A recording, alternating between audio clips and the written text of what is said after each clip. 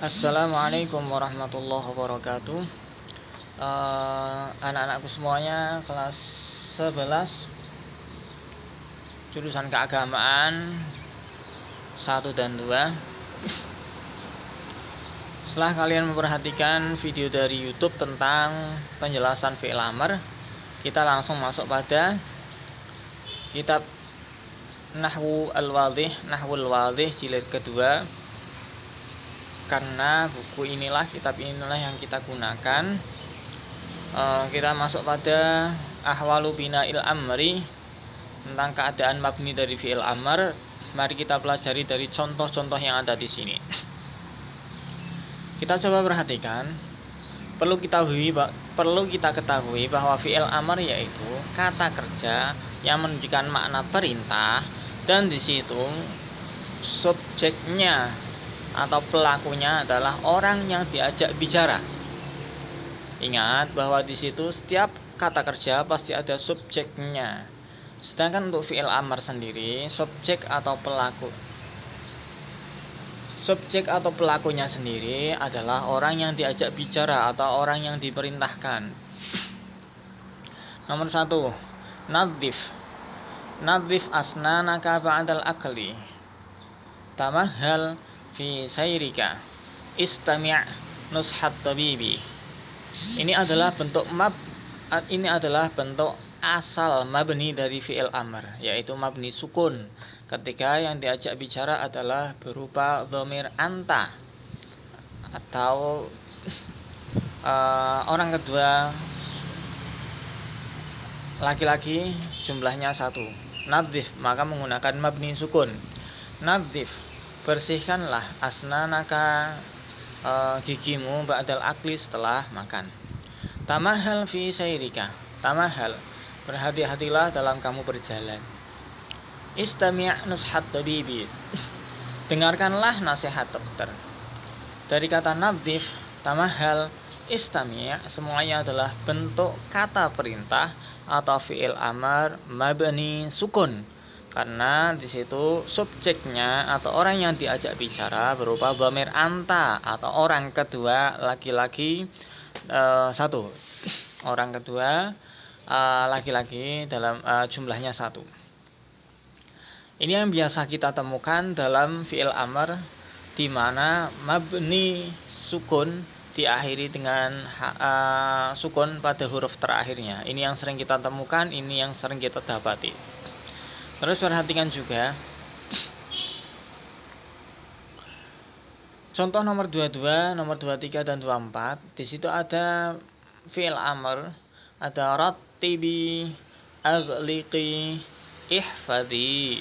Ini juga sebagai bentuk asal dari mabni fi'il amr, yang dimana di situ adalah dengan menambahkan ya muannas mukhatabah, yang artinya berfungsi untuk ketika kata perintah ini ditujukan untuk dhamir anti atau perempuan dalam jumlah 1.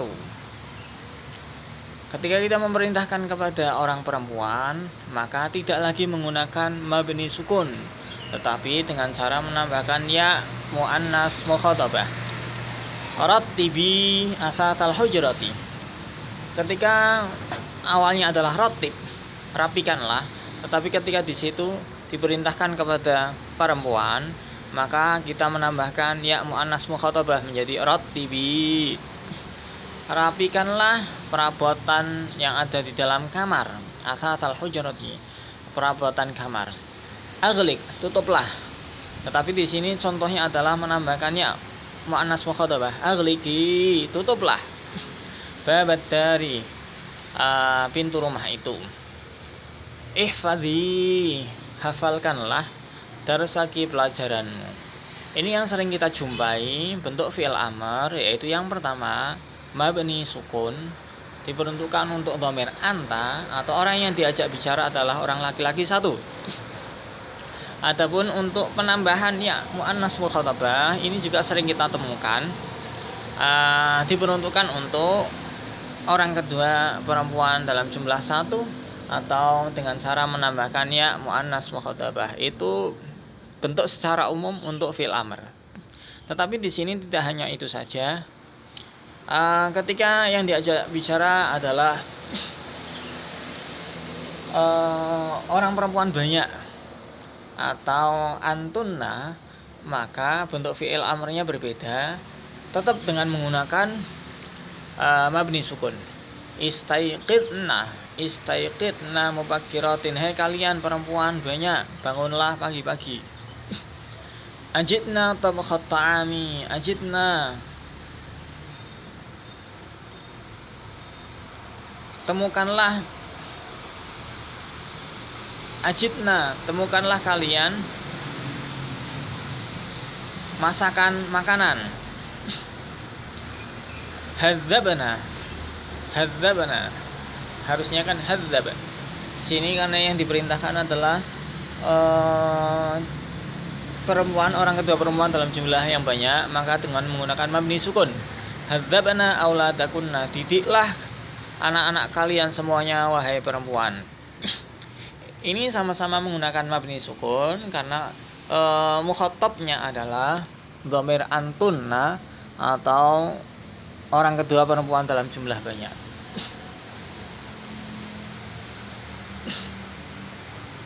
Terus untuk contoh nomor 7, 8 dan 9 ini menggunakan mabni fathah. Bisa saja fi'il amr menggunakan mabni fathah ketika di situ ada tambahan nun taukid. Nun taukid berfungsi untuk lebih menguatkan, untuk lebih menekankan perintah tersebut. Nomor 7, tajannabanna al-mizah al-kathir, sungguh jauhilah banyak bergurau. Tajannabanna, sungguh jauhilah. Ada kata jauhilah ketemu dengan nun taukid, maka di situ fi'il amarnya mabni fathah.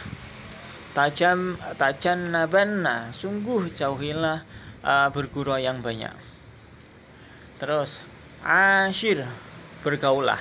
Tetapi ketika di sini sungguh bergaulah, maka ditambahkan dengan nun taukid, mabninya berubah menjadi mabni fathah. Ashironna, sungguh bergaulah ikhwanaka bil ma'ruf, dengan saudaramu dengan cara yang baik. Ada nomor 9, ukhruj, harusnya kata perintah mabni sukun, tetapi di sini ketika ketemu dengan nun taukid, nun taukid itu tadi fungsinya sebagai penguat dalam perintah itu. Ukhrujanna, maka mabninya adalah mabni fathah. Huruf terakhirnya adalah jim ya, bukan huruf nun. Huruf terakhirnya adalah huruf jim. Ukhruj. Nun sebagai huruf nun taukid, bukan bagian dari fi'il amr. Ukhrujanna ilal hukuli, sungguh keluarlah menuju ke sawah.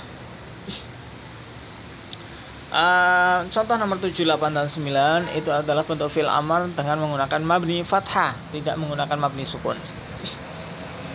Terus 10, 11 dan 12 adalah bentuk fi'il amr yang dengan menggunakan mabni fathah juga sama karena bertemu dengan nun taukid. Tetapi beda, nun taukid di sini tanpa bertasdid atau yang disebut dengan nun taukid khafifah. Nun taukid khafifah. Ihfadhan, sungguh jagalah, ahdas sodiki, janji temanmu. Ahsinan ilan nasi, berbuat baiklah kepada manusia. Harusnya kan ahsin, tetapi di sini bertemu dengan nun taukid khafifah, nun taukid tanpa tasdid, maka fi'il amrnya adalah mabni fathah. Ingat ya, huruf terakhirnya adalah nun yang pertama, bukan nun yang kedua. Nun yang kedua adalah nun dari nun taukid itu sendiri. Ahsin harusnya seperti itu. Tetapi ketika bertemu dengan nun taukid, maka fi'il amrnya adalah mabni fathah. Nomor 12, auqidan misbahaka, matikanlah lampu itu. Matikanlah lampu itu. Sungguh matikanlah lampu itu. Kata perintah yang ditambahkan dengan nun taukid, di situ kata perintahnya lebih tegas, lebih diperkuat lagi. Itu nomor 10, 11 dan 12 merupakan bentuk fi'il amr tapi tidak mabni sukun dengan menggunakan mabni fathah. Nomor 13, 14 dan 15 bentuk fi'il amarnya adalah fi'il amar yang diakhiri dengan huruf ilat. Huruf ilat artinya apa? Huruf terakhirnya bukan huruf sahih. Huruf ilat itu apa? Wawu, dhammah, wawu, ya ataupun alif. Harusnya kan harusnya laqab, belakangnya ada ya itu loh. Ya huruf ilat. Ketika dibuat menjadi fi'il amar, maka dengan cara membuang huruf ilatnya. Alqi, kayak gitu ya. Ud'u, taharra. Sebenarnya di belakangnya ada wawu sukunnya, ud'u, kayak gitu ya. Tetapi di situ adalah fi'il amar ketika bentuk fi'ilnya adalah berupa fi'il dengan diakhiri dengan huruf ilat, maka cara membuat kata perintahnya dengan membuang huruf ilat tersebut. Itu nomor 13, 14 dan 15 fi'il amarnya tidak menggunakan mabni sukun tetapi dengan cara membuang huruf ilat. Nomor 16, 17 dan 18 itu kata perintah yang ditujukan untuk dua orang laki-laki, maka dengan cara menambahkan alif. Iftaha, akrima, zuza, itu ya, seperti itu. Berarti fi'il amar tidak selamanya menggunakan mabni sukun, tetapi bisa juga dengan cara membuang huruf ilat, atau dengan mabni fathah, atau dengan menambahkan ya muannas mukhatabah. Contoh nomor 16, 17 dan 18. Sekarang nomor 19, 20, 21. Kata perintah atau fi'il amar menggunakan mabni dhammah ketika di situ subjek atau orang yang diajak bicaranya adalah orang laki-laki banyak. Maka menggunakan mabni dhammah dengan cara menambahkan wawu jamak. Ijma'u, berkumpullah kalian semua. Istahimu, mandilah kalian semua. Ukhruju, keluarlah kalian semuanya. Itulah bentuk keadaan mabni dari fi'il amar. Contoh nomor 19, 20, 21. Ingat, tetapi yang sering keluar adalah fi'il amar dengan menggunakan mabni sukun atau dengan cara menambahkan ya muannas mukhatabah. Itu yang sering keluar. Tapi perlu diketahui juga bahwa macam-macam mabni dari fi'il amar itu tidak hanya sukun saja. Terima kasih, ini penjelasan dari saya untuk fi'il amar. Selain kalian dapatkan juga dari share link YouTube tentang penjelasan fi'il amar yang berbahasa Arab kemarin. Terima kasih. Assalamualaikum warahmatullahi wabarakatuh.